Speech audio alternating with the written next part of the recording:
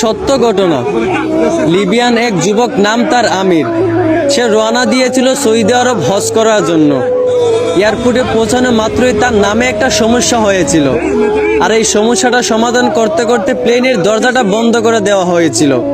পাইলটকে অনেক রিকোয়েস্ট করা হয়েছিল যে দরজাটা খোলার জন্য, কিন্তু পাইলট দরজা খোলার অনুমতি দিলেন না।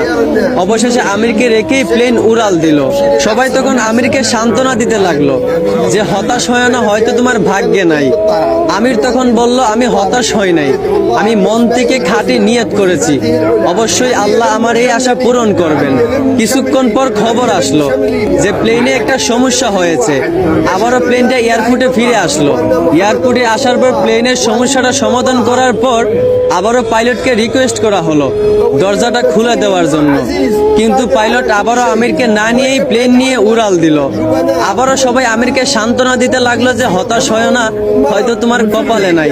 আমির আবার বলল, আমি মন থেকে খাঁটি নিয়ত করেছি, আমি হতাশ হইনি, আমি আল্লাহর উপর ভরসা রেখেছি, অবশ্যই আল্লাহ আমার মনের আশা পূরণ করবেন। কিছুক্ষণ পর আবার খবর আসলো প্লেনের মধ্যে আবারও একটা সমস্যা দেখা দিয়েছে।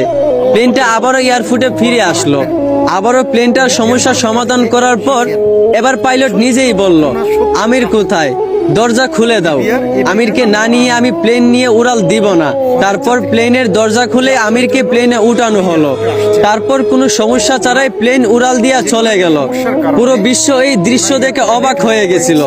আসলে এইখান থেকেই বোঝা যায় যে একজন মুসলমানের খাঁটি ইমানের পাওয়ার কত।